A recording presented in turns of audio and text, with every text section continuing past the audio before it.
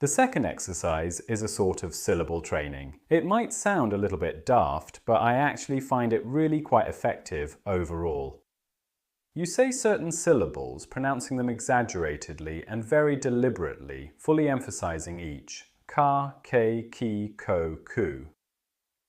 I'll say it once more. Ka, ke, ki, ko, ku. That means you pronounce those syllables exaggeratedly clearly, just as if you're in a great acting class.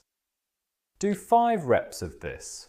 So what's the point? Your soft palate, that's the soft tissue at the back of your throat, gets exercised and strengthened. Right there in the palate area is often precisely where the typical snoring sounds come from, when the palate flutters, so the same palatal tissue starts moving like that. That's obviously mouth breathing. With training, the palatal tissue becomes more stable and flutters less.